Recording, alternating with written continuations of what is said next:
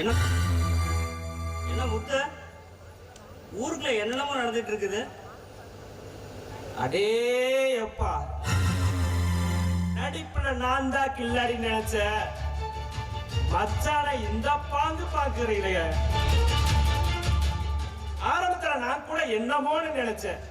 சும்மா சொல்லக்கூடாது, சொந்த மச்சானையே பழி வாங்குறீங்களே. அது எப்படி பங்காளி உங்களால மட்டும் முடியுது? சொந்த மச்சான் தான், யார் இல்லைனாங்க.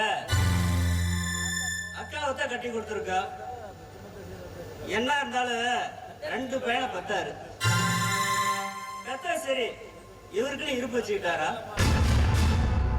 வாஸ்தவம் தான். பங்காளி ஏதோ திட்டம் தீட்டாருன்னு தெரிஞ்சுதா நீங்க சொன்ன உடனே அந்த 10,000 திருப்பி கொடுக்கிற மாதிரி நடிச்ச. ஆனா அவன் உசுருக்கு போராடிட்டு ஆஸ்திரிக்கு போற சொன்ன அந்த 10,000 நீங்க பிடிங்கிட்டு விட்டீங்க பாருங்க.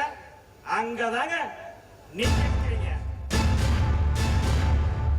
அட, பெத்த பசங்களுக்கே இல்லாத அக்கறை நமக்கு இருக்குங்கிற. வாஸ்தவம் தாங்க. அவனுக்கு என்ன அப்படி ஒரு வீம்பு? மொத்த போட போட்டா இலையிலைய அனுப்பி வைப்பிய. நம்ம என்னங்க பண்ண முடியும்? இருக்கிற பணத்தை எப்படி கறக்கணுமோ அப்படி கறக்கிறதா நம்ம வேலை. அந்த ஈஸ்வர பாண்டிய பாய்ச்சிக்கிட்டு நம்ம மட்டும் எப்படி இந்த ஊரை நிம்மதியா இருக்க முடியுமா? எல்லாம் அவர் போட்ட ஸ்கெட்ச் தான். நீங்க சொன்னீங்க, நான் கேட்டேன். இதுல நம்ம எதிர்பார்க்கறதுக்கும் நடந்துக்கிறதுக்கும் அந்த பசுபதி ஒரு பகரக்காய் பலிகடாம மாறிட்டா.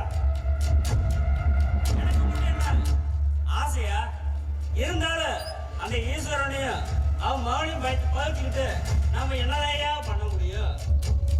வாசன பங்காளி. ஆமா, காசே இல்லாம ஆஸ்திரிக்கு போனானே, அவனோட வைத்திய செலவுக்கு இந்நேரம் என்ன பண்ணிட்டு இருப்பான்?